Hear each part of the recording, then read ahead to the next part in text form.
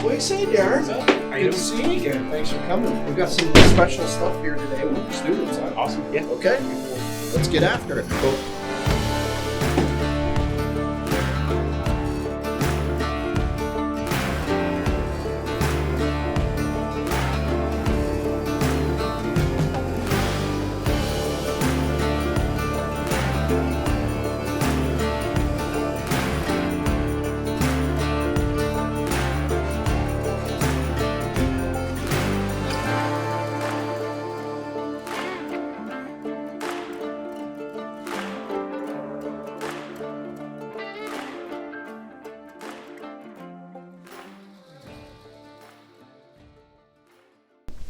Joe, you want to just show them that custom? Yeah, this is one that they're actually building back there right now, so you probably saw them building it. I just finished it. Basically, when the orders come in, the main thing that I need to know is the size of the opening that the door is going to go in. This door in particular is going to be, it's actually 6 separate units. Basically, you lay it out. This is all going to be in 2D. I know you guys do a lot of 3D stuff. But for our purposes, it's all 2D. That's just a representation of what the actual bookcase is going to look like, and how it's going to go together. And then I'll lay out this is the face frame, like the top trim that goes around it. Turn off the bookcase, you can see these one thing at a time. Then there's the jambs that the unit's all going to fit into, and that's how I decided how big each one needed to be.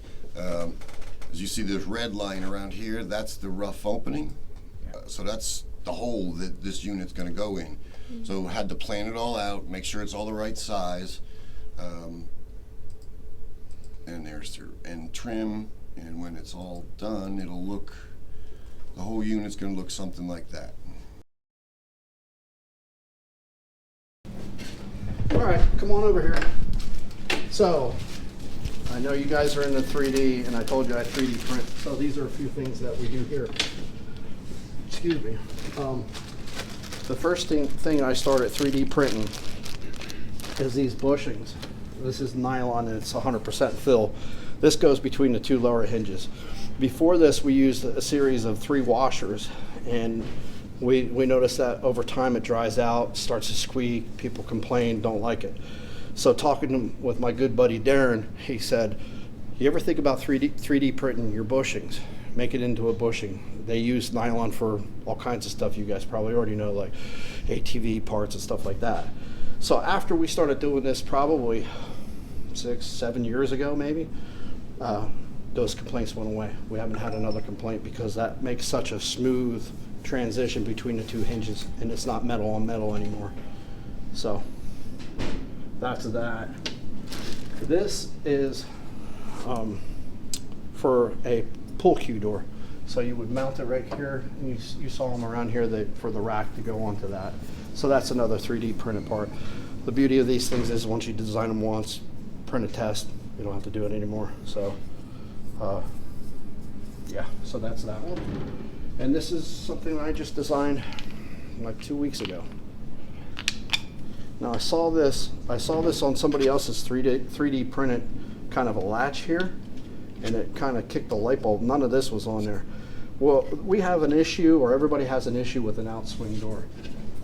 Occasionally, if your wall is out of plumb or something's wrong with the opening, a little off, what happens is the bottom of the case molding touches the wall first, leaving the top to stick out a little bit.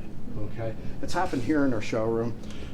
So I tried this theory, which I designed a little flange around it. Come with me, I'll show you. So this was one of the walls we had problems with.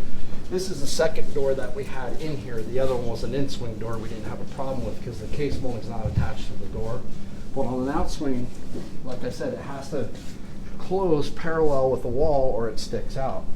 So this one stuck out a little bit, and what I did, this is the very first one I did, is just notched the jamb out for this to fit into, right? And I want to show you one of it.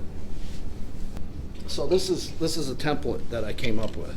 So if you were going to do this, you would attach the template to the jamb and then trace around this template. And those two tabs that are here, if you put paint, or I guess Dion even used toothpaste, but if you put something on there that'll mark the back of the door and then close it, it'll locate where this part goes. So this, we print these out all together and send them to our customers that have problems with outswing doors. So then that is this part mounted here, and it comes with a little bit of adjustment for your door. Everything in the world expands and contracts, you know, wood more than anything really. So if the door falls a little out of adjustment, they can, you know, readjust by loosening those screws up. So that's that. So those are the 3D printed parts that we do here. All right, that wraps up another episode of Behind Closed Doors.